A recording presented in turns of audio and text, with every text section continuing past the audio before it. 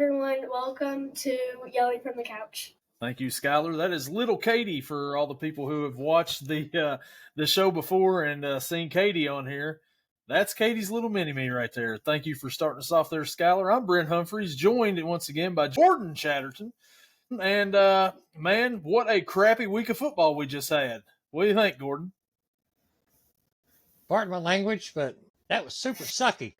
Yeah, that was not a good week of football for either one of our teams. Our college teams, both on a bye, so, I mean, nothing wrong there. Just enjoying Saturday, and Sunday comes and smacks us both right in the mouth. Yeah, it was dog Sunday. That's the only way you can say it. Think about all the dogs that won. Minnesota won. Sorry. Cleveland won. Sorry for me. Jets almost pulled off a huge upset. I had them, but they should have won, too. Yeah, they should have there. Carolina blew out Atlanta, 30-0. I thought the Bengals looked bad, and then I seen the Falcons score, and I'm like, okay, could have been worse. Actually, I think Detroit was underdogs against Baltimore. In Baltimore, they won. Chicago blew them out. Blew them out, yeah. Dog Sunday. If you bet a lot of underdogs in individual games, you won a lot of money that day. Yeah, no doubt about it. And, like, how many blocked field goals were there on Sunday? Several. I know of 3. Yeah, there was 2 in the Browns game, wasn't there? I think so, yeah. I think it was early in the first quarter and then in the last one, the fourth. The Eagles had 2 in that game with the Rams. Yeah.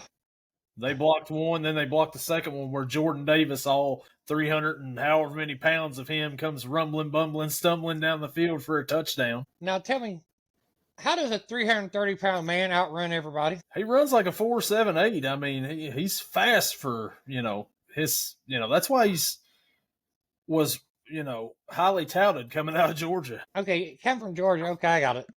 Yeah, that explains a lot right there. Yeah. Wow, I feel like there was more like kick off, block kicks and stuff. I think there was one in the Jets-Tampa Bay game. There was, yeah. Yeah, man, so, I mean, block kicks for everybody just about. It's a crazy week. It was dog week and special teams blew one week. And if you're Isaiah Rodgers, you get the perfect score from Pro Football Focus, the first ever perfect score in Pro Football Focus history. And it goes to him, Isaiah Rodgers. Interception return for a touchdown, fumble return for a touchdown, forced fumble, another forced fumble, all in the first half. Yeah, I said, though, this was a week that I normally like to take underdogs. It's been a good week for me to do it. Yeah, no doubt about it. But so the Bengals get hammered in Minnesota, 48-10. Just burn the tape. That's all we can say about that. No need to even think about it, look at it, anything like that. You got Denver next Monday. Just go out and try to start over. I mean, that's all you really can do at that point in time. Start from scratch. Yeah, and Green Bay, on the other hand, goes to Cleveland, and we're up 10-0. And Cleveland comes back and wins it 13-10. Last second field goal. Man, what happened, Gordon? Jordan Love put in his inner Brett Favre. Threw a pick, right to a defender. I wasn't watching the game. I was working. I hate when I work on weekends. But he threw one. I watched the highlights, lowlights, and threw it right to a defender. And they took it down close enough to where they ran the ball one time, and I think kicked then they ended up getting a touchdown off that because they ran a few plays, and that's when Quinshon Judkins got his first touchdown. Yeah, he had a pretty good game. Yeah, I said that last one, block field goal. Oh my Lord, it was a bad day overall for me and you both. My college picks were horrible, and my NFL picks wasn't much better. No, on the NFL picks this past week, I was like, I don't think any of us is going to get to 10 wins, and then Detroit wins last night, and I was like 10-9, Gage was 9-6, and you went like 7-8. So, yeah, that's what I said. I was horrible. Yeah, but I mean, hey, you about picked the pick of the year so far with the Jets pick. They almost probably should have, but you got Baker Mayfield over there on the other sideline, and you just give him a little bit of time, and he gets right into position somehow. Some way. Okay, so I told you the reason why I picked them is I thought the Jets defense was going to start waking up a little bit because they got a new quarterback. Kind of like they did a few years ago when Mike White was their quarterback. Sorry, I know that's kind of opening up wounds for you. Mm-hmm. But remember, they was playing horrible. He come in, they played really good. Well, I mean, they really didn't pick it up until the fourth quarter of that game. Yeah. It was it 23-9 going into that fourth quarter? Yeah, something stupid like that. I thought myself when I was watching, seeing at halftime, seeing the score, but yeah, I made a bad one there. And then all of a sudden look, and they was in the lead, and I was like, might have one here. Then they lost it. Yeah, it was 27-26 with like a minute something left, and I was like, Gordon called it. He called it, and then Baker Mayfield just like it's nothing. Yeah, took him downfield, got in field goal range. Yeah, and then they win the game. But wait, Sunday went. They wasn't automatic. They could have been blocked. Yeah. That's the thing there. It could have been blocked like everybody else was getting blocked this past Sunday, but it didn't. No. But, oh well. I had a horrible week on my picks. My team lost, so I guess it kind of goes along with it. So let's switch back to Saturday here real quick and talk about some of the games that happened Saturday. Not a real great slate of college football Saturday, but boy, when we get into this Saturday slate, we're in college football season now because we're getting some big time heavyweight matchups coming up Saturday. Yeah. But this past Saturday, a top 25 matchup in the Big Ten. Me and you both on this podcast picked Illinois to win at Indiana, and boy, did we get that one wrong. Oh yeah. Whoa. Oh yeah, Indiana just kind of took their foot, turned it sideways, polished it, and shoved it, well, you know where. To quote The Rock. Yeah. To quote The Rock, yeah. Straight up their candy, yeah. I mean, right there. And just done it over and over again. Was it 62-10 or something like that? Yeah, 63-10. Yeah. Top 25 matchup. Yeah. I think Illinois is probably not going to sniff top 10 the rest of the year after that beatdown. Wow. No. Not even close. Last year they had a good defense. They had good corners and stuff, and I thought, well, they'll slow them down. They may slow them down enough to beat them. I must have jinxed them because I picked them. So I don't know if it's what's the guy's name? Kurt, the guy at Indiana, the coach, Kurt Singetti, maybe it is. Spaghetti, I don't. Yeah, Cinetti. So that guy right there, he's a heck of a coach. I'll give it to him. To have Indiana playing like they are right now, football, yeah, they're more relevant than basketball's been the last 30 years in Indiana. And that's all. Yeah, that's odd. So, they're legit Big Ten championship game contenders. I wouldn't say champions, but they could play in the game again. Oh yeah.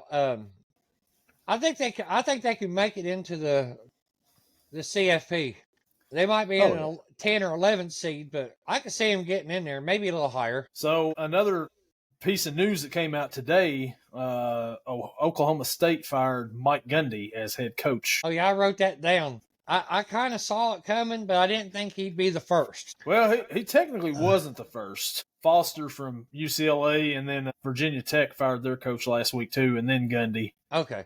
But you lose at Tulsa at home, you got to go. Well, UCLA lost a lot worse than that. They did, but, I mean, Tulsa, this is, I don't know. It's just not good. You don't lose to teams like Tulsa. That'd be like Kentucky losing to, Eastern Kentucky at home or, Ohio State losing to, Toledo at home.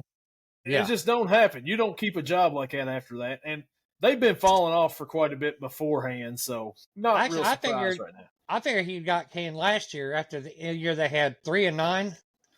With Ollie Gordon at running back doing absolutely nothing last year. Oh, yeah. He was worse than Dabo as far as the portal thing. He didn't want to pay nobody. Yeah. Speaking of, what about Clemson Saturday falling to Syracuse at home? Not even a close game, a beatdown. I didn't see that coming. I figured they'd be close, but... I thought it would be too. I figured Clemson would come out on top and go maybe win by 10. No, they lost by... They didn't even sniff with... The closest, the only time they was within 10 was whenever Syracuse only scored the first touchdown. Yeah, and that was it. Yeah, after that, it was blowout city. Yeah, and it was...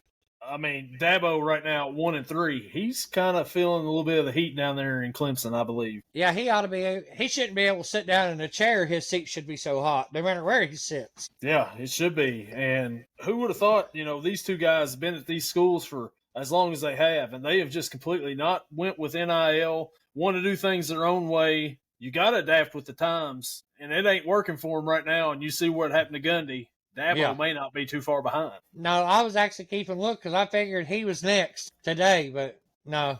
He does have a little bit more to go on as far as the past. Past is a past, but they always say who you going to replace him with. Well, if he ain't going to change with the times, you can replace him with just about anybody now. Yeah, Right. So another big piece of news come out today. Oklahoma quarterback John Mateer. Is that how we pronounce that name? I think so. Broken hand, out for a month. That's big news for Oklahoma right there. Big loss. It's a good thing they're on bye week this week. They got an extra week to get their backup ready. That's one of my topics for our end of the show thing. All right, yeah, we'll get to that then. I'm just going over some highlights here. But another top 25 matchup we picked on here, and that would be Texas Tech beating down Utah in Utah. Didn't see that coming at all, and losing their quarterback in the process. I did not see that coming. I thought that Utah was going to win by at least 7. Like I said, once again, I had a horrible week on my picks. Too. And we can go ahead to the next one, too. We both thought Nebraska was going to pull off the win against Michigan, and Michigan pulled it out on them 30-27 in Lincoln. That one was a little bit closer. That was one they probably should have won, but they I won't say what I normally say. They choked. Yeah. I won't put the other phrases with it. They just choked. Yeah, they choked it away there. But like you said, not really a good slate of college football last week. I mean, there was some games that were decent, but nothing like what you thought they would go last week, really, with the top 25 matchups. No. I mean, Illinois was actually ranked higher than Indiana and stuff like that. I was like, well, but they got beat down. I thought Utah was going to win. They got beat down. Basically, if I thought you was going to win, you got beat down. Yeah. Well, I'll be curious to see what our picks are later if we did so great last week. Jeez. Can't get much worse for me. I can't get much worse either. I went with you on some of them picks. Like I went with you with Nebraska. I went with you with Illinois. I went with you with Utah. LLL all the way across the board. And a couple of them was big L's. Big L's, yeah. Not even just a little field goal here or there. No, it was like 4 touchdowns, maybe more in Indiana's case. At least. Yeah. In Indiana's case, it was 6. Yeah. Woo! What a rough one. So our teams were both off last week, so we didn't have that pressure of getting mad at that. We waited till Sunday, and they just crushed us twice, for both our teams. So yeah, this Saturday coming up, we've got a couple of good games, a couple big games for both of our teams. Let's go ahead, Gordon. Let's start with the number 1 team in the land, Ohio State, traveling to Seattle to face the Huskies of Washington. Right now, there's not an official line out right now. It's either 8.5 or 9.5 from what I'm reading. What do you think Ohio State's chances are? Did you see something else? I saw 8.5. Okay, so I think it's hovering around both of those right there. It's probably opened at 8.5. What do you think about it, Gordon? Both teams undefeated coming into this game right here. Yeah, but much like everything else, all undefeated records are not created equal. Just like all losses ain't created equal, undefeated records ain't created equal. Washington, their 3 wins was Colorado State, UC Davis, and Washington State, the Apple Cup. The most impressive one is the Apple Cup. That ain't saying much. They beat Colorado State 38-21. They beat UC Davis 70-10. I don't even know where UC Davis is.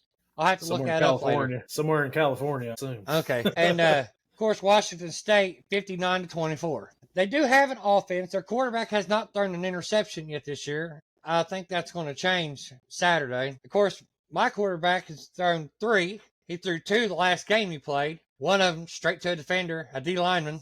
He pulled out his inner Brett Favre-ish right to him. Gunslinger. Just saying. But you don't have to be. You got Jeremiah Smith on the outside. It's true. That's very true. I mean, he's got 3 or 4 good receivers, and I think that Bo Jackson should be the starter at running back. Definitely. He seems like he finds the holes way much better. He has better vision. Utilize the tight ends more, and that way you can empty up, pull everyone to the middle. That way Jeremiah's alone on the outside with just one person. I've got Ohio State over-covering. I got them by at least 14. Well, Washington's got a 22-game home winning streak, I believe. I think I've seen that right. Ohio State leads the nation in scoring defense. You know what their average is right now? I think it was, 5.2? 5.3 points per game allowed. Washington has the number 2 scoring offense at 55.7 points a game. Okay, we've heard their opponents, so. Yeah.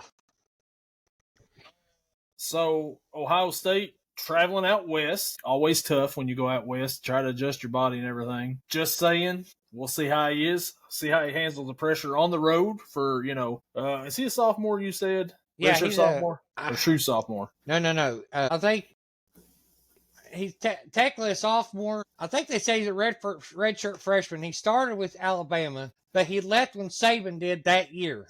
And then he went to Ohio State, so he redshirted. So this year, either way, he's been in the program. This is his second year. Gotcha. So for Washington, they got Williams, the quarterback, thrown for 778 passing yards, 6 touchdowns, 220 rushing yards, so kind of a dual threat. Then you got Boston on the outside. He's been there for a few years, seems like. How will that fare against Ohio State's defense? We'll see, because it's going to be a whole different. But the environment, it's going to be loud. That place is going to be loud. They're going to be ready to go. You know, Washington was just in a national championship 2 years ago. Ohio State was in a championship last year and won it, actually. Kalen DeBoer's not there anymore for, coaching Washington. I think I'm going to go with you on this one here as well. I think Ohio State wins. I think it stays close for 3 quarters, and Ohio State kind of pulls away at the end and wins by 2 touchdowns. Just saying. And Bo Jackson has a huge game once again. He goes over 100 yards, runs for 2 touchdowns, and the Buckeyes win on the road in a big road environment. I'm thinking 2 passing touchdowns for Just Saying and 2 rushing touchdowns. You say for Bo Jackson, I'm good with that, at least. Yeah, I would definitely be good with that too. All right. So I'm hearing myself when you're in. Oh. It's any better? Let me see here. Yeah, good. Nope. All right. Yeah, okay, we're good. Yeah, all right. So, that's Ohio State, Washington. So the next matchup we've got we're going to talk about here, and it's going to be a good game here, I think. Maybe. We'll see. It's the Kentucky Wildcats traveling to Columbia, South Carolina to face the South Carolina Gamecocks. South Carolina, I didn't see what a line was on this one either. I didn't see it either. I looked at everything else. I didn't look at the line. Normally I try to look at that. I didn't catch it this time. So I think I'll check it real quick here and see. That's what I was doing. I got you. So Kentucky, last year South Carolina comes into Kentucky, and Kentucky was feeling pretty good after beating Ole Miss, playing pretty well. And actually, no, this was the second game of the season. My bad. This was before the Ole Miss game. South Carolina comes in and just beats down Kentucky 31-6 at home. They controlled the game, pulled away in the second half. It was just bad. The first quarter, they took an early lead. Lenore Sellers, this was his coming out party last year. And, man, he is now, well, I don't know if he is right now, but he was a Heisman contender for most of this season starting out. I don't know, man. This is Cutter Boley's getting the start for Kentucky, which is what we was hoping for. We've talked about it last week on this podcast. Week before, you got to give him some time. He's got a bye week. Let him get in there, get some reps with the first teams. He is now. So how is he going to fare his first time on the road? It's always rough in the SEC on the road. So it's his first game there. South Carolina is a tough place to play in the SEC, believe it or not. So how will they fare? I don't know. I don't think he'll do bad. I wrote down some things here. South Carolina, the last game, now I know their opponent was Missouri, and Missouri's a good team, good defense. Mm-hmm. But they didn't even try to run the ball. They had 22 rushing attempts total, which sounds good, right? 10 of them was Lenore Sellers. Their leading rusher had 7 yards, three attempts and 2 attempts respectively, 7 yards total. He had 10 rushing attempts, but they had 22 overall. So between 4 other people, they had 12 attempts. 2, 3, 2, and 3, I think was. So that's not going to get it done. And so basically, he was throwing all the time. So South Carolina last week, how many rushing yards did they give up? I think they've got the worst. They give up 285 rushing yards last week to Missouri. I'm pretty sure they have one of the worst run defenses in the nation right now, South Carolina does, which bodes well for Kentucky with the running backs they've got. Seth McGowan, this would be a time to feed him. Kind of take the pressure off of Cutter Boley a little bit. Jason Patterson came in, had some good yardage game, the game before last. Let him get a few touches. If Dowdell's healthy, let him get some touches. Take some of the pressure off of Cutter, get the running game going, and then let Cutter do some Cutter things out there, right? I mean, that's what you got to do. Let him cut her loose. Yeah, let him cut her loose. Cut through that defense. Yeah. And I didn't notice that, but they got that bad of a run defense. Yeah, Kentucky should be able to slow it down, make it muddy, make it sloppy, and then they can pull away at the then they can actually win the game at the end. Yeah, and 2 weeks ago when Sellers went out against Vandy, there was questions if he would play next week because of concussion. He come in, he played, didn't play his best. South Carolina didn't look the best at Missouri. I'm hoping we get the South Carolina team that was playing Vandy instead of the ones that was, play Kentucky last season. I'll take that for sure because I think that team, Kentucky, can beat, maybe not beat as down as Vandy because Vandy might be for real. I don't know. I don't know either, but I had a feeling about that. But I think Boley, I think there's still not enough tape on him for South Carolina to get a good bead on what his strengths and weaknesses are. And plus, he had a week to work on what they would consider his weakness. I think he's going to surprise y'all. I'm going to project him going for at least 175 yards passing. Now, I'll take that. I hope that he can stay healthy during this game. But it's SEC. You never know. Conference play. Anything can happen. Anybody can get hurt. I'm curious to see who Kentucky will have in as the backup because Zach Calzada may be battling a shoulder injury.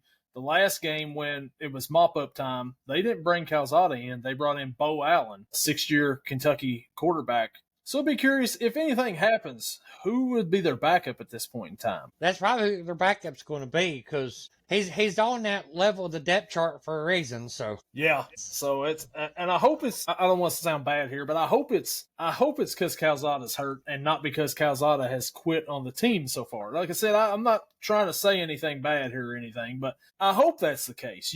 Yeah, we've watched it happen and heard of it happening before.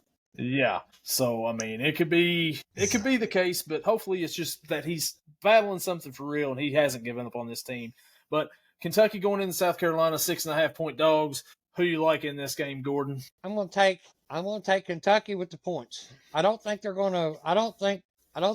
they can win, but on the gambling side, I would take the points to be safe. Yeah, I think, man, 6.5 is, I don't think we get beat down like we did last year. I don't think that this team, the defense won't allow it. I don't think. I know they give up 23 to Eastern Michigan, but I don't think they were really into that game a whole lot. I mean, which it's Eastern Michigan. Yeah. Whatever. But I think Kentucky goes down there, and I think they lose ultimately to South Carolina. It's just a tough place to play. Cutter Boley's first game as a starter on the road in the SEC. Maybe he comes out and he just, like you said, cut her loose and cut through that defense. I just don't see him pulling out a win on the road here. I got South Carolina winning. I got Kentucky covering, though, in what should be a good game. It's going to come down to the fourth quarter, and can Kentucky get that running game going? Can they run wild on South Carolina? And if they do, just do what you did with JoJo Kemp a while back.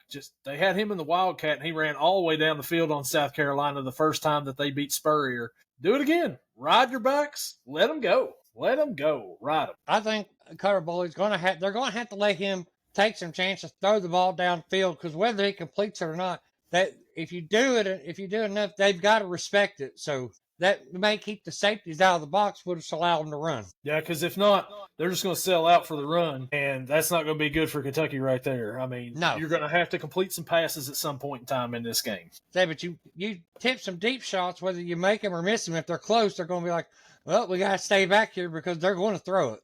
Yeah, they're not afraid to throw on us, so we better, check them. Well, so that is our Kentucky-South Carolina preview. We both kind of go for Kentucky covering, but Kentucky lost ultimately. And we both got Ohio State covering and winning Saturday in what should be a fun matchup for both games. Both games should be good. And Gordon, I'm pretty sure, correct me if I'm wrong, I am wrong, they're at different times, so we get to watch each of them. Yeah.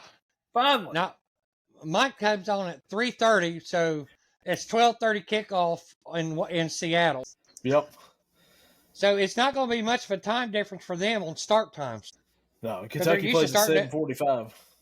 Yeah, they're used to it. Just 30 minutes past 12 there. It's not like it's a noon kickoff here or a, whatever. I mean, noon kickoff here. And then 9 o'clock there. Yeah, right. So it shouldn't be too bad for him. But no. So that's our preview there, and that will lead us into our next segment of here. It's the weekly segment we do, Gordon, and it is... And now, it's time for Yell or No Yell. Yell or No Yell. All right, Gordon, give me your first topic for Yell or No Yell. Okay, there's a report that Jackson Dart is supposed to start week 4. Now they're playing the Chiefs. In other words, if he starts, They may not beat the Chiefs, but I think they're going to make it very, very. It's going to be very close. They just played the Chiefs this past Sunday. They just played the Chiefs. Okay. Yeah. Who do they play? I think they're. Not sure who they got this Sunday. Oh yeah, I remember that. Chargers. I remember that. Okay, they won't win, but it won't be a beatdown like it was for Mr. Wilson in Week 1 with the team who he played. I think he's going to actually impress some people. Well, I thought last week after Russell Wilson's game against the Cowboys, I was like, okay, well, you got to keep him at starter because he played pretty good, right? No, hold up now. The Cowboys defense just isn't that good. We learned that last week against the Bears this past Sunday. So I think that Jackson Dart is the better option right now. He's got at least, Russell Wilson did not look good at all this past Sunday. I know the Chiefs defense is a little bit better than what the Cowboys is, but yeah, you've got to go roll with Jackson Dart. I think this is your best option moving forward. You give Russ a few games like they did. You still got a chance to do something here. And I think that they got the weapons to do it. Give him the shot. Yeah, I think he's got a stronger arm than Russell Wilson does now. And I believe he's more accurate, too. You being a UK fan, saw him quite a few years in a row. He's got a pretty deep ball. Yeah, he throws darts out there. Pun intended? Pun definitely intended right there. So, yeah, I'm going to yell with you on this one. I agree. I think that Jackson Dart should be the starting quarterback for New York. And if he gets in there, this offense may be a little bit more exciting than what it was definitely Sunday night. Yeah, especially, I should make Malik Neighbors way happier. Someone that can throw the ball to him downfield. Oh, my gosh. Him and Wandale. Wandale had one catch the other day for 24 yards. And Malik had 2 for 12. Like, come on. These are your two guys. Get it to them. Yeah, so no more dump-offs in the backfield. Yeah, I know. And Tracy got hurt, too, the other day, so that didn't help out at things at all. So, yeah, I'm with you. Give Jackson Dart a shot. Yeah, I saw a report that said he might be starting, so I thought, I said that was going to be my topic. I seen that, and I was like, well. Might as well. I think he's going to be, I've changed it from he should start to I think he's going to do pretty good. So, my first one there is the Bengals are going to be okay with Jake Browning, even after this past Sunday. I don't want to say this to you, buddy. You're my friend. Oh, no, they're not going to be okay. They may be surprising, but they're not going to go 500 with him while he's the starter. I said they may surprise me because their run game has not been impressive at all. No. And without a run game, he's throwing picks, fumbling, all types of stuff because he's holding on to the ball. Their run game is not very good. I'll tell you what worries me about it, though. The run game's not very good. He's taking too many hits. That offensive line, like they were talking last night, they were talking about the Detroit Lions and the makeshift offensive line they got.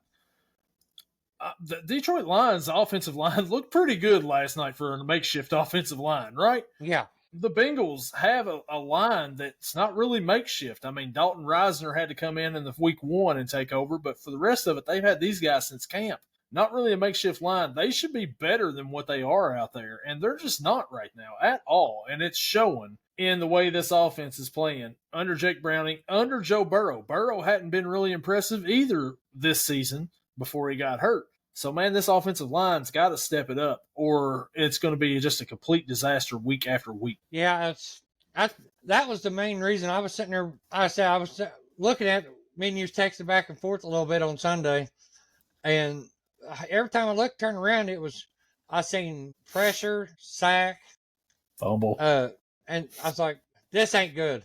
Fumble, strip fumble. Then you would say fumble again. I was like, and my team. That was mostly the first half. Yeah, my team played so bad on Sunday, and it was because of their O-line, but I think mine was even my team's play was a little bit better than the way the Bengals were playing their line was playing on Sunday. It was horrible. I mean, it was reaching suicide watch. Yeah, it was pretty bad, and it's not, like I said, it's not going to get any better until then, but I've got faith. Maybe I'm delusional. Maybe next week I'll come in here and I'll say, you know what, football absolutely sucks. We should just talk baseball and just go on from there. But, hey. Next one, Gordon. I'm staying in college football. I'll go ahead and I'll skip to my third one and go back to the second one because we already talked about this. OU in trouble with Mateer out for 4 weeks. 3 playing weeks this week. I think they're on a bye. Yep, I'm yelling with you on this one. I think they're in trouble. He's a Heisman Trophy candidate. Maybe not a winner, of course, but I think that he had a chance to be that. And the defense has played really well for Oklahoma so far, and he's played decent on offense. If their backup can come in and just be serviceable, they'll be okay. Now the good thing is they got to bye this week, right? Yeah. Here's their schedule for the next month. You got to bye this week. Then you've got Kent State on October the 4th. Okay, I think that's doable. Then you've got Texas in the Red River rivalry on the 11th. That's a dangerous one there. They're going to miss him in that game. At South Carolina, that's going to be tough. At South Carolina, that's a tough game. Oh, yeah. Ole Miss at home. He may be back for that game. He may not be. That's October 25th. So, the next few weeks, it's not an easy schedule after Kent State. You're lucky you get a bye, and you're lucky you get Kent State. So you get 2 weeks to have your backup get prepared and be ready to go and play Texas at Texas. Well, no, not at Texas. Of course, it's a neutral site game every time, but still. It's in Texas. I think it's at AT&T Stadium. Yeah, it's in Dallas. So Jerry World, yeah. So I think that I'm gonna agree with you on this one here. They're gonna be in trouble without him. Yeah, I think they might. There's a possibility they could go 1-3 without him if he doesn't make it back for Ole Miss. And then after that they got Tennessee, and Josh Heupel against his alma mater is gonna want to light it stick up. it to him. Yeah, no doubt about it. Because this year they got a quarterback to do it. Yeah. That's probably why I got that UCLA coach fired so early. Probably because you had this guy last year, and you wanted to get this guy from Tennessee. So you let him go to Tennessee, and now look what we look like. Yeah, we're horrible. So my next one for Yell or No Yell is Miami is a championship contender. I'm going to yell with you on this one and say, yeah, they are. They are playing well. They played a good game against Florida, which is a rivalry game. Rivalry games, you can take stats and rankings and everything and just pitch them out the window. They don't matter no more. I mean, we see that all the time. There's teams that are really good, and their rival comes in and they're horrible. They either not won or only beat up on cupcakes. And all of a sudden, when they play each other, it's a 3-point game. You win by 3 points. They play harder against teams that's their rivals. That was a good game. They've played good all year. They proved me wrong. I thought they was going to lose twice already, and they didn't. And Carson Beck has been rejuvenated at quarterback at Miami for whatever reason. He wasn't the same player last year, but he's looking pretty good this year, and that defense has played good as well for Miami. Yeah, that defense has played. That's another thing that impressed me. They did decent last year, but not to this level. I know Florida's not a juggernaut like they have been in the past, but they're making good quarterbacks look average or below average. I think by halftime, maybe into the third quarter, DJ Lagway, quarterback for Florida, had like less than 20 yards. Passing. And he was a good quarterback last year. He hasn't been up to his standards this year, which no. His standards ain't very high, but they wasn't even up to that. And they made him look absolutely atrocious. Oh yeah, they definitely did. So yeah, man, I think Miami's got a shot to do it this year. I definitely think they're going to win the ACC.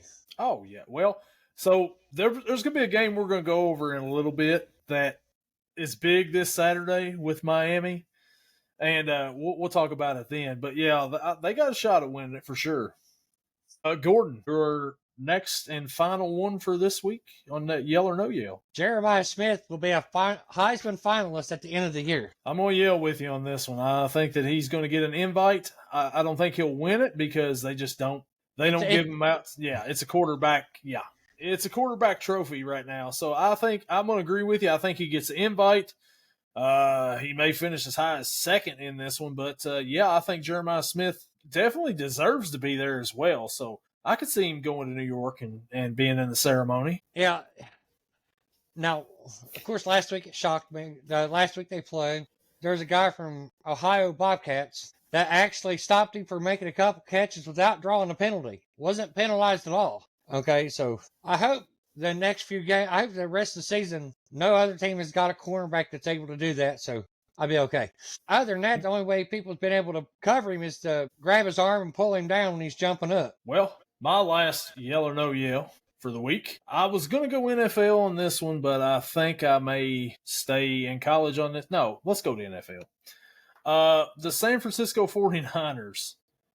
What is in the water in San Francisco, right? I mean, every year they have injuries after injuries after injuries. They've probably got the most talented team in the NFL, but they cannot stay healthy whatsoever. Nick Bosa tears his ACL once again. He's out for the season.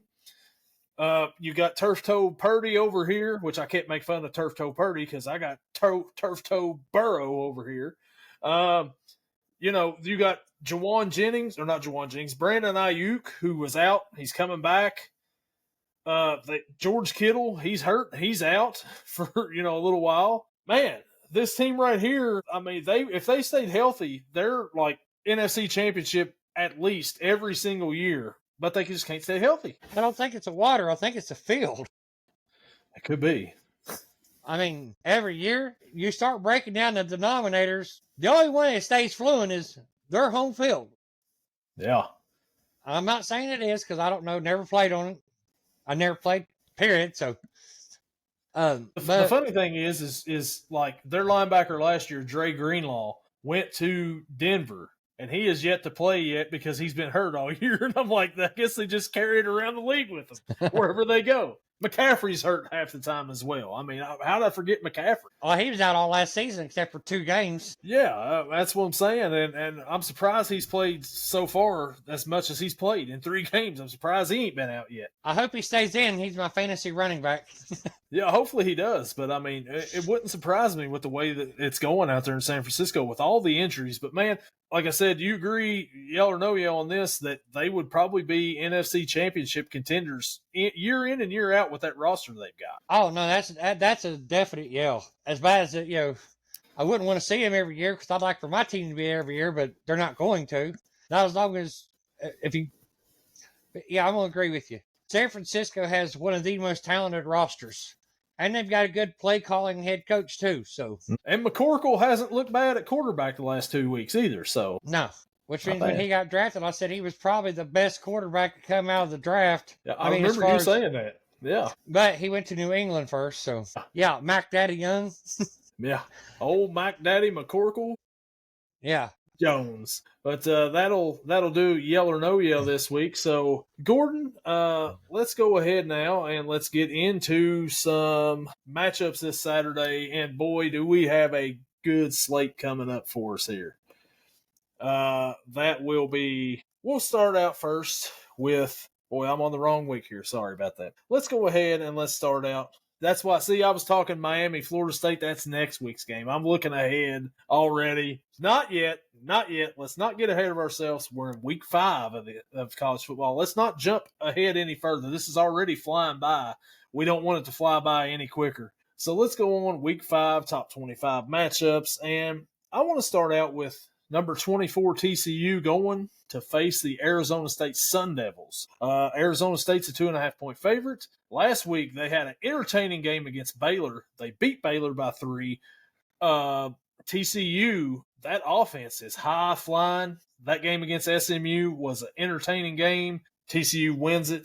Who you got in this one, Gordon, in this Big 12 matchup? I'm going to take the home dogs, Arizona State. I did not review this game, but I got this thing. I don't like going against Arizona State against Big 12 teams at home because I get bit in the butt every time I do. Every time I go against them, they win. So I'm not doing it no more. Yeah, they had a pretty big win last week over Baylor. They lost the week before to Mississippi State. Couldn't get nothing going. That was on the road. This is at home. I like Arizona State in this one. I think Arizona State covers the 2.5 and they win. But it's going to be an entertaining game because TCU likes to sling that ball around, and they're fun to watch. Hoover, the quarterback for them, a good quarterback for Big 12. I mean, it is Big 12 football, so they don't play much defense to begin with. No, they never have. You know what, though? Come think about it, going back to topic one, that's when Mike Gundy's team started going downhill. When their defensive Jim Knowles left and went to Ohio State. That's when their team started going downhill. Yeah, and he ain't been the same since, and he's out now, so Now you ain't got to worry about it no more. ain't got to worry about it now. No. He's a man. He's 50-something. Yeah. Probably closer to 60. Probably close. Yeah, that was probably about 20 years ago now, wasn't it? It was just about. Yeah, that was hilarious, though. That was one hell of a soundbite. Yeah, it was.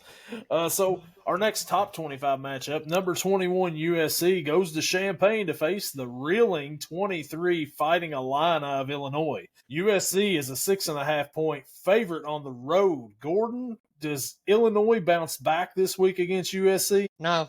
That was cool. I got USC winning. Yeah, like we talked about earlier, Indiana dropped 63 points on them. Dropped 63. Now, I know it wasn't. I think that game was played in Indiana, but it's not like it's that far of a travel. No, so they border each other. Yeah, they didn't get beat. They got their butts kicked. Yeah, you can come back from a loss. It's hard to come back the following week after a butt kicking. Applause. Awesome. I actually think it's probably going to be USC's offense is pretty good from what I've seen so far. Yeah. I mean, really good. I think it actually might be a little bit better than Indiana's. I'm not saying it's going to be that thorough of a butt whooping, but I think USC should probably win by three scores. I think Illinois is going to bounce back this week, not get a win because they don't get crazy here, but I think they're going to bounce back and have a better showing that they had last week than Indiana. I don't think they're going to win. Lincoln Riley and the USC offense is kind of looking like his Oklahoma offenses from his early years. They're looking pretty good. They're humming along right now. This is their first real true test of the season on the road at Illinois. I like USC to win this one. I like USC to cover. But like I said, Illinois is going to have a better showing than last week. They're not getting that beat down, but they're not winning either. Our next matchup we'll go over here. Number 22, Notre Dame travels to Arkansas to face the Razorbacks. Notre Dame's a 3.5-point favorite. Gordon, what do you think about this one here? Somebody knows something we don't. Notre Dame's 0-2, ain't they? No, they're 1-2. Oh, I'm sorry. I forgot about the win. Yeah, they won last week. They're at home, so they're favored. Arkansas is at home. Notre Dame's favored at Arkansas. No, I think it's going to be an upset. I got Arkansas winning. Their offense moves the ball. Yes. Taylor Green is exciting at quarterback for Arkansas. Yeah, I like the Notre Dame coach, that he's a good coach. I just think this is going to be a bad year for him. It started off bad. Yeah. They had the big rain delay last week. Whoever they played, I can't remember who it was they played at Purdue. They beat Purdue by like 30. It's Purdue. So, Arkansas, on the other hand, lost to Memphis in what was a very highly early window game. It's like the 12 o'clock slate. But Taylor Green was fun to watch. I like Arkansas in this game to pull off the upset at home. I don't think that they're going to be able to do much with Taylor Green back there. Give me Arkansas in this one as well, in an upset, home upset. We're agreeing pretty well on this. It didn't work out well for us last week. Hey. New week, new us. All right. The next matchup, top 25, number 4 LSU travels to Oxford to face the number 13 Ole Miss Rebels. Ole Miss is a 1.5-point home favorite. Gordon, what do we think here? I think the odds maker are wanting you to take Ole Miss as a money line, because I don't see another reason why they do that. I got LSU winning. Defense travels. And they play defense. I mean, their offense may not be, blow anybody out on the road or at Ole Miss or wherever, but defense travels. I don't see Ole Miss scoring enough points to beat them. I don't. Give me LSU, and they're going to win by. Let's just make it a number other than 7, 8. Nussmeier has played pretty decent for LSU. Like you said, defense so far for LSU has been on point. Ole Miss, this is going to be a big test for Ole Miss. They're going to face a really good defense for the first time this season. I mean, you could say Kentucky, but I mean, LSU's, come on. I mean, they're elite. Last week, Ole Miss beat a good Tulane team, a really good Tulane team. Beat them down. Not much of a game at all. I think it's going to be a little bit different this week, of course. I think LSU comes in, and they beat Ole Miss in Oxford, and they cover, of course, because they're the road dogs. Jesse James. Give me the Tigers in this one. Okay. We're still agreeing a lot. We're still agreeing a lot. This is still scary. The next matchup we're going to go over here, number 15, Tennessee travels to Stark Vegas to face the Mississippi State Bulldogs. Tennessee's a 7.5-point favorite. Mississippi State is undefeated. The cowbells will be ringing. What do we think here, Gordon? I think Josh Heupel's going to come up with the game plan because I think he wants to have a redemption of the beatdown he got in the horseshoe in the playoffs. And I'm not saying this for a whole season. He does. I'm pretty sure he doesn't want to play the road game in the playoffs again, which is why I'm saying that. Tennessee wins, and they cover. I know. Yeah. They're going to silence the cowbells. I know you don't like that. Yeah, I'm not a big fan of that at all. But I think I'm going to agree with you here. I think Mississippi State gets their first loss of the season. I know they had a good showing against Arizona State. They are much improved from last year, but they're still not on the level of Tennessee. Tennessee's a whole different monster, especially with that offense. Heupel's going to be ready. Have them hyped up to go in there and win. I still think Tennessee's low down dirty snitches. But anyways, hey, that's neither here nor there. I think they win this game, and I think that they cover as well on the road with the cowbells. Give me the Vols. Doesn't even feel right saying it. I know. We'll talk about here in a little bit. Gave a couple of the games that I picked, and the next one I got, I think, is one you've got. Number 6, Oregon Ducks travel to, I was going to say College Station, but it's, what is it called up there? State College? State College, Pennsylvania, to face the Penn State Nittany Lions. Penn State's a 3.5-point favorite. What do we think about this, Gordon? this is I have to root for Penn State, and I will. Yeah. Drew Aller, he struggled so far this year. They can beat Oregon if he plays up to how he was playing last year. He played very well. He's got to be like that in order for them to win. I think he will, and I got Penn State winning a close one. I'm going to, for the first time in these picks this week, I'm going to disagree with you. I'm going to go Oregon on this one. I just think, man, I hate to say it. I know you've got to root Penn State and everything, but I'm about to say some things about Penn State here. James Franklin can't win the big one, right? I mean, he's yet to prove that he can win in big games. Even at home, I'm sure it's going to be the whiteout and all this. Oregon's got some offense. They're traveling across country, of course, but they've done it a few times last year. Didn't seem to affect them a whole lot. Moore, the quarterback, is decent. He's decent. I mean, he's not no Dylan Gabriel last year or Bo Nix the year before with Oregon. But Dan Lanning, they got that offense every year. Seems like they can just put up points. I think they'll put up some points against Penn State, too. I know Penn State's got a good defense. They got a pretty good running back over at Oregon. I don't know if he's played or not, Whittingham. I think he was out last game.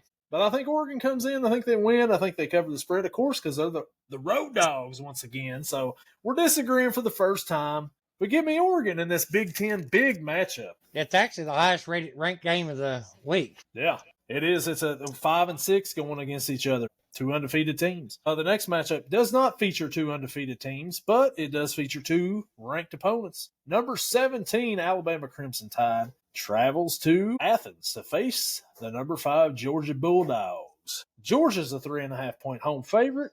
Gordon, what do we think here? Okay, get the pick out of the way. Georgia wins and covers. Bama is too inconsistent, and it has been since, well, we all know when. Since Saban left, they're on one week and they're off the next. They were on last week. So now they're playing Kirby, and I think they're going to be off. So I think Little John Stockton, Gunner Little John. Yeah. He seems like he's been clutch in some pretty key moments in their games already. The one against Tennessee, he was, when they come back and won. When they lost the lead, and then he brought it right back. He's clutch. He makes good throws. He makes good decisions. I think it's going to continue. Georgia wins. They're going to cover. They win by 6. This is one of those games where Alabama comes in, and before this would be like, this is going to be an instant classic coming in. I don't think it's going to be an instant classic. This is going to be a good game up until a certain point, but Kirby is wanting to prove a point here. He's like, look, we're still the top dogs in the SEC, and we're not going to let an Alabama team that's kind of mediocre come in here and beat us. I mean, look, hey, you put up 73 a few weeks ago against, the School of the Blind or whatever, whoever you played. You're not going to do that this week. This is going to be more like Florida State the first week. I mean, maybe not that much, but I can see Georgia winning by double digits in this game. don't call me Gunner Stockton or Gunner don't call me John Stockton. Either way, I think, like you said, he's made some big plays. He made some big plays last year in the playoff as well for Georgia when he come in and played for Beck. So he's got the experience. Simpson, on the other hand, for Alabama, he's a decent quarterback. He just don't have that experience yet. You're going on the road at night between the hedges. Give me the dogs to win this one. And like I said, I think they win by double digits to put Alabama just completely out of playoff talk at that point in time. Give me the dogs. Yeah, I agree with your sentiment. I was being kind saying it's going to be closer. I really think it's going to be at least 11 or 12, but I'm going to stick with my 6. Yeah, and we've already picked Ohio State game. We both got Ohio State. We picked the Kentucky game. We both got South Carolina. And, so this week, man, is probably the first week where we've got some huge games, not just one or two games. Like, all day, there's going to be a big game going on. And I can't wait for it. I like the fact that my team is playing I can watch my team on CBS, on Paramount, and then watch your team on SEC Network, on ESPN app. First time this year that they played at different time slots. So we'll have pretty good scouting reports of both teams next week. Both of us will be like, hey, did you watch? Yeah, well, guess what? What do you think about over here? How'd you think Cutter Boley did over here against South Carolina's defense? They contained Lenore Sellers pretty good. Yeah, Just Saying had a pretty good game over here. Him and Jeremiah Smith were just going back and forth, and Bo Jackson was running over everybody. And we'll be like, yeah, we're on the same wavelength here because we got to watch both the games. That's awesome. Man, well, Gordon, you got anything else to add to this here podcast on this one this week? Oh, no, I've got my NFL picks for you. I'm going to wait and see if there's any changes. To be fair to you last week, you sent me those picks before Justin Fields was announced out. And then you're like, no, I'm sticking with it. I'm doubling down. Tyrod Taylor, and me and Gage kind of poked the bear a little bit last week like Tyrod Taylor. And then you almost proved us wrong, which would have been so fun. It would have been funny for you all and not me. But, hey, you didn't look silly on that at all. But we all look silly picking the Falcons over the Panthers. Yeah, that probably wasn't the brightest moment for us in that podcast right there. I don't know. Yeah, because you made jokes. I wonder why he didn't pick the Panthers. Yeah. Oops. Maybe we all should have. Yeah. To be honest, I thought about it because they struggle in Carolina. But I thought, no, because at the beginning, me and you talked about before, I had Atlanta going to making the wild card. Yeah. Now I don't see it happening. And they even brought Kirk Cousins back from the dead out there for a little bit, and it's like, well, wow, things aren't going well in Atlanta right now. I always brought up, but you brought it up about Jake Browning. Right, brought it up. So, what do you think about if Cincinnati trades for a quarterback now? Yeah, well, there's rumors that they were interested in Andy Dalton. I don't know if that's fake rumors or not, but I'm like, haven't we already been here once? But you know what? I would take the Red Rifle. Yeah, well, at least he's got a good target like he did then. Yeah. Well, if that's if you got anything else, if not, that'll wrap it up for us this week on this episode, and we'll catch you all next week. See ya.